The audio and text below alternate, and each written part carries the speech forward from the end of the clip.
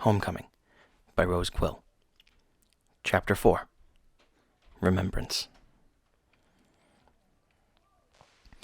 We had both been given fairly comfortable rooms, furnished with cozy beds, down-filled pillows, and warm blankets.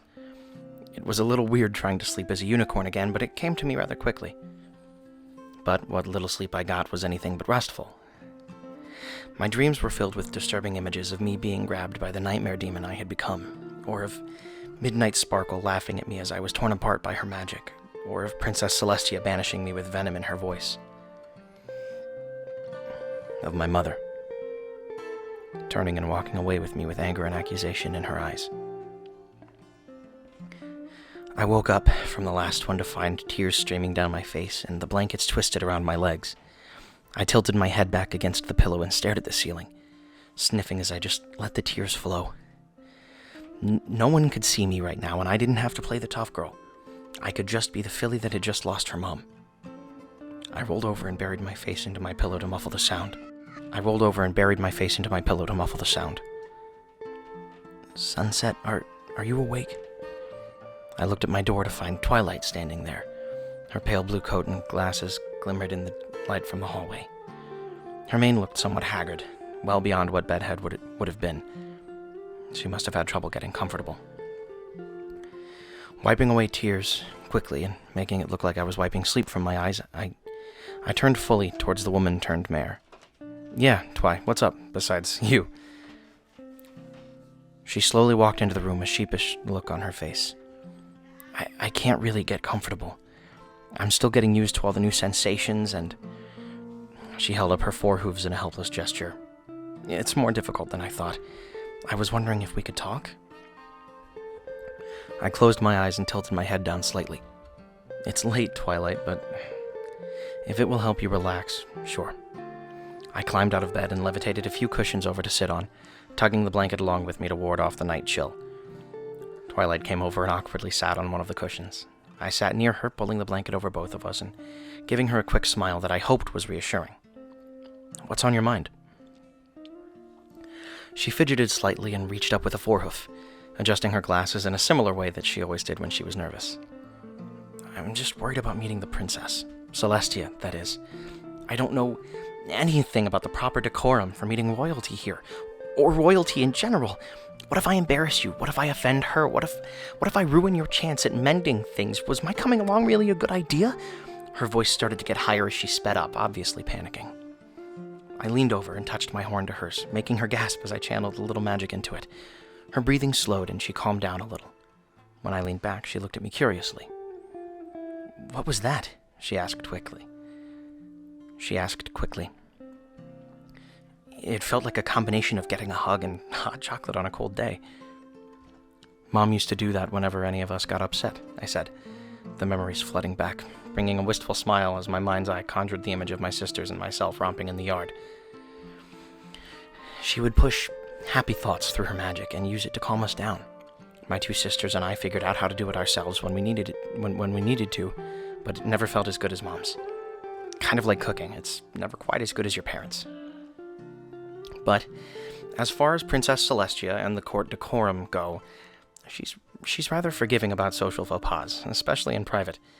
Since you aren't a subject of hers, you would technically be exempt from shows of fealty, but if it would help you feel better, when we enter the room, remain silent until she acknowledges you. She tends to do several things at once, so just be patient. When she acknowledges our presence, just bow your head. If you get a grip on it by then, bend one foreleg and stretch the other out in front of you as you bow your head.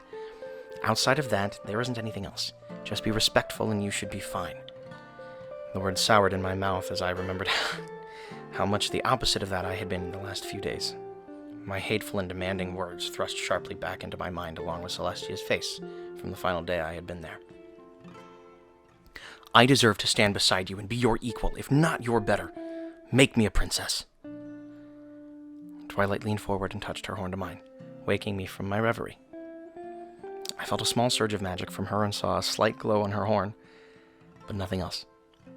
I still smiled, despite the feeling of tears on my muzzle. Sorry. Old memories, you know? She smiled back and shifted again, apparently finally finding a comfortable position. You never really talk about your past, she said.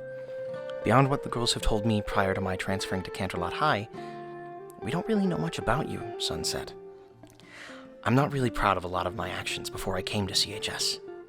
I'm actually not all that proud of some of my actions since, to be honest, either. I was arrogant, entitled, and overly ambitious. Some of the guards here used to be attached to the royal palace, and I've heard some of them talk about how I left Celestia's tutelage under my own choices. But the truth is, I was dismissed after sneaking into the most restricted section of the palace's library and learning about the mirror after being expressly forbidden to do so.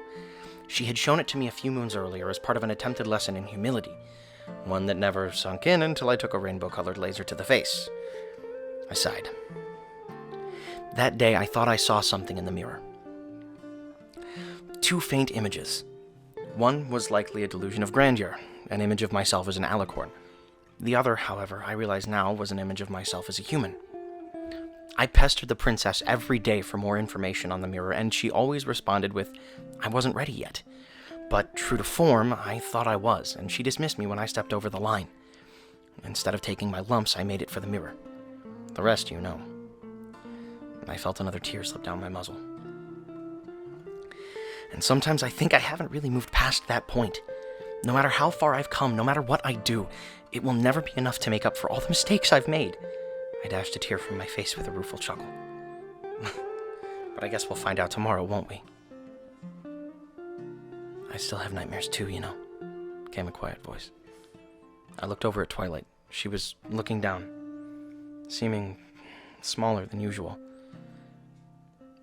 Midnight Sparkle still shows up to haunt me from time to time. Even though I know I've made up for it against Gloriosa, just like you did against the Sirensman by saving me from myself.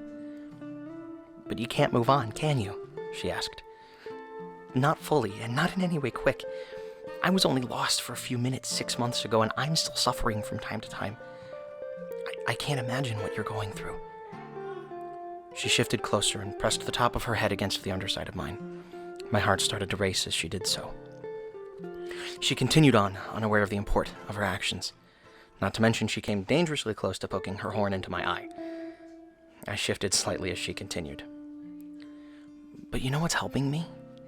Having forgiven myself and owning up to the mistakes. I thought on that for a long time. I thought I had forgiven myself, but what if all I had done was accept forgiveness from my friends? And why did the magic change us the way it did? I don't think good magic would have been so dangerous. I've been thinking on that too, I said. She shifted slightly, laying her head on her forelegs. I think the elements of harmony and the magic they embody could have taken virtues of ourselves and warped them. My ambition and your curiosity. Since we weren't the rightful bearers, the magic took the path of least resistance, and we were overwhelmed by the influx of power. I chuckled a bit. It was all I wanted until I got it. And it turned me into something I don't like thinking of. And I was used to magic and its quirks. I can't imagine what it was like for you, Twilight. When I didn't get a response, I glanced down. Twilight? I was answered by a quiet snore by the sleeping unicorn next to me. I smiled and pulled the blanket up over her.